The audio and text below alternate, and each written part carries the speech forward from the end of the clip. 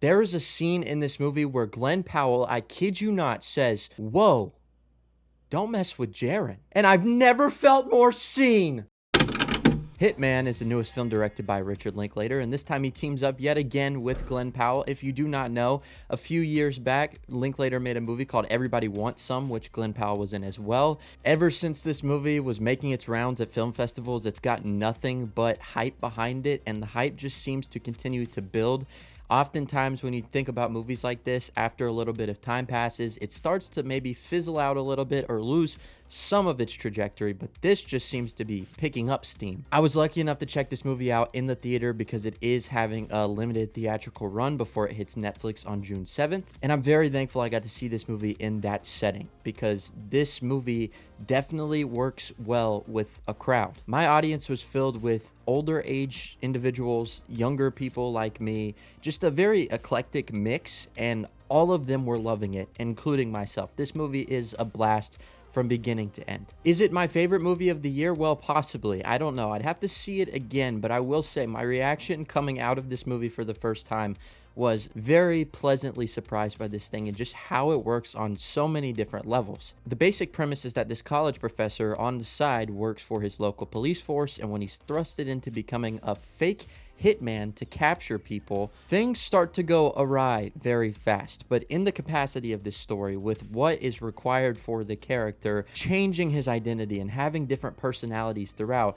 it's really a great sandbox for Glen Powell to really express his talents. He's having to carry a lot of weight here, but also do a lot of dynamic acting, and it just brings out so much charisma. After seeing Top Gun Maverick, I had a feeling Glen Powell was going to be here to stay, but just over the past couple of years, he has continued to choose roles and put himself out there in a way that has made it clear that he might be the next Hollywood it guy. The level of charisma that he displays on screen is something that we haven't seen since Tom Cruise in the 80s. He just has that presence, and not only the charisma but also the physicality to back it up when needed, and this movie is just a great showcase of that. I also want to throw in that there's been talks about doing an American Psycho remake, and there is a specific moment in this movie that to me absolutely confirms the fact that Glen Powell is the guy to play Patrick Bateman. If they do a remake, I can't see anybody better for the role now after this movie. It was just perfect. Everything, down to the last minute details. I honestly didn't know much about the movie going into it, and I believe that is definitely the best way to watch this for the first time because there are so many twists and turns and genre-bending elements. This movie is equal parts thriller, action comedy, romantic comedy. Oftentimes when a movie is trying to tackle so many ideas, it's hard to balance it all, but I feel like this movie just really does it extremely well. Adria Arjona is also great as the romantic companion to Glen Powell in this movie. I think their chemistry is outstanding and it feels very natural, and it is some of the most realistic lead actor and actress chemistry that I've seen in a movie like this in quite some time. They make it very believable, and you really buy into their budding romance, even considering everything going on around them. There's a constant building of tension throughout the movie, and a humor that never undercuts that tension, but it provides a very nice extra little oomph to it. Its biggest flaw, I would say, is that the main concept can get a bit repetitive at times, but at the same time, it's constantly finding